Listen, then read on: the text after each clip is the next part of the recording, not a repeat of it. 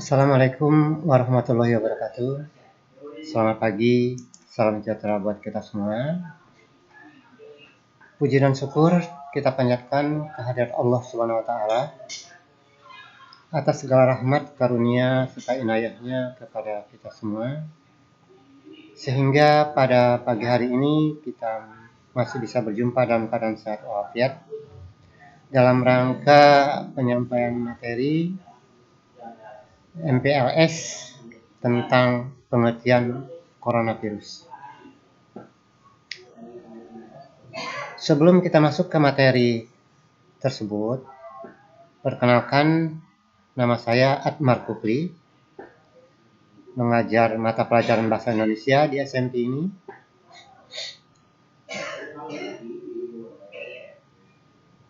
Bahagia sekali saya bisa berjumpa dengan kalian walaupun hanya melalui media sosial. Kita masuk ke materi hari ketiga ini, yaitu pengertian coronavirus.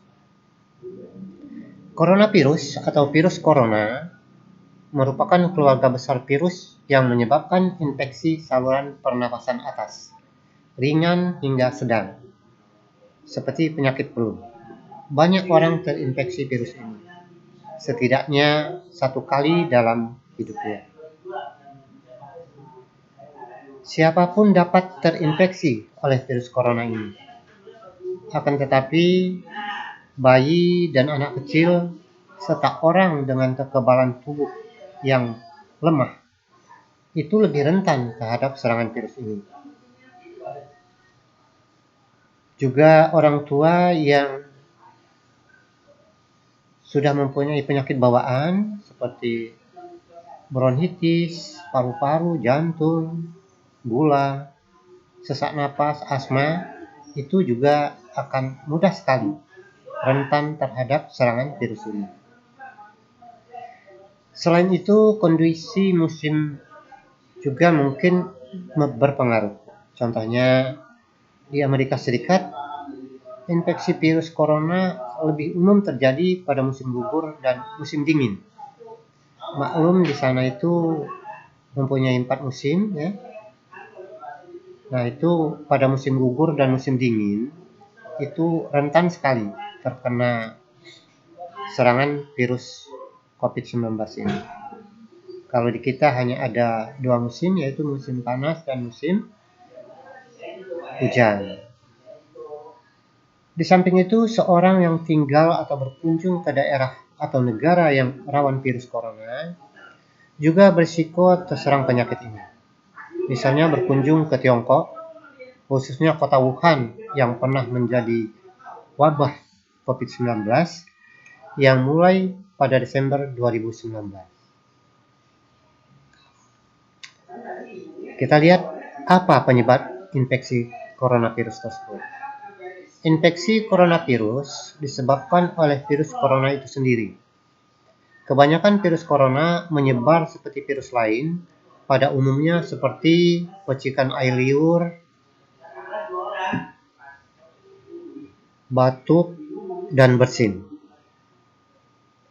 Menyentuh tangan atau wajah orang yang terinfeksi. Menyentuh mata, hidung, atau mulut setelah memegang barang atau benda yang terkena percikan air liur mengidap virus corona. Tinja atau tesis, tapi ini jarang terjadi. Khusus untuk COVID-19, masa inkubasi belum diketahui secara pasti. Namun rata-rata gejala yang timbul setelah 2-14 hari setelah virus pertama masuk ke dalam tubuh. Di samping itu, metode transmisi COVID-19 juga belum diketahui dengan pasti. Awalnya virus corona jenis COVID-19 diduga bersumber dari hewan. Virus corona COVID-19 merupakan virus yang beredar pada beberapa hewan, termasuk unta, kucing, dan kelelawar.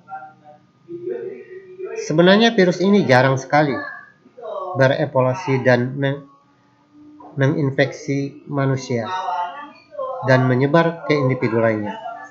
Namun kasus di Tiongkok kini menjadi bukti nyata kalau virus ini bisa menyebar dari hewan ke manusia. Bahkan kini penularannya bisa dari manusia ke manusia. Nah, sekarang kita masuk ke gejala infeksi coronavirus. Virus corona bisa menimbulkan beragam gejala pada pengidapnya.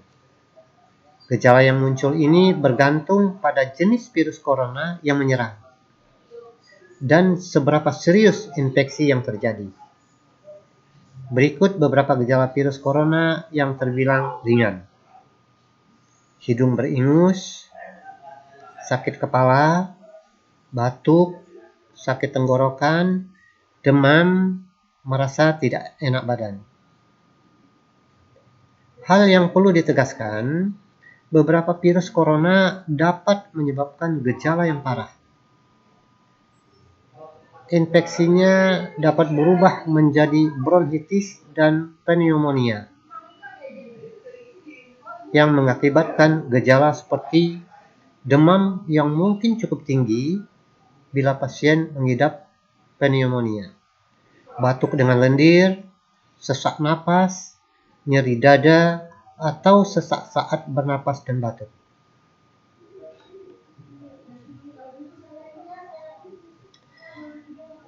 Infeksi bisa semakin parah bila menyerang kelompok individu tertentu. Contohnya, orang dengan penyakit jantung atau paru-paru, orang dengan sistem kekebalan yang lemah, bayi, dan lansia.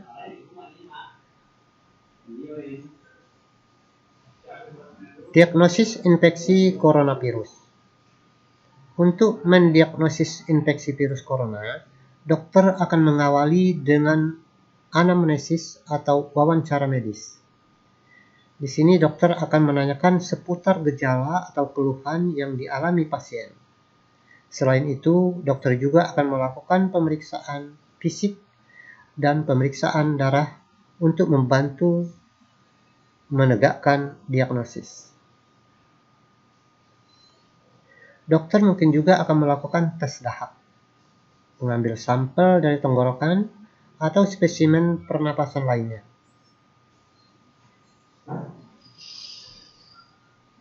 Untuk kasus yang diduga infeksi novel coronavirus, dokter akan melakukan swab tenggorokan, DPL, fungsi hepar, fungsi ginjal, dan PCT atau CRP. Komplikasi infeksi coronavirus. Virus corona yang menyebabkan penyakit SARS bisa menimbulkan komplikasi pneumonia dan masalah pernapasan parah lainnya bila tak ditangani dengan cepat dan tepat. Selain itu, SARS juga bisa menyebabkan kegagalan pernapasan, gagal jantung, hati, dan kematian. Hampir sama dengan SARS, novel coronavirus juga bisa menimbulkan komplikasi yang serius. Infeksi virus ini bisa menyebabkan pneumonia, sindrom pernapasan akut, gagal ginjal, dan bahkan kematian. Sekarang kita lihat sistem pengobatan infeksi coronavirus. Sebenarnya tak ada perawatan khusus untuk mengatasi infeksi virus corona. Umumnya pengidap akan pulih dengan sendirinya. Namun ada beberapa upaya yang bisa dilakukan untuk meredakan gejala infeksi virus corona. Contohnya, minum obat yang dijual bebas untuk mengurangi rasa sakit, demam, dan batuk. Namun jangan berikan aspirin pada anak-anak. Selain itu, jangan berikan obat batuk pada anak di bawah 4 tahun.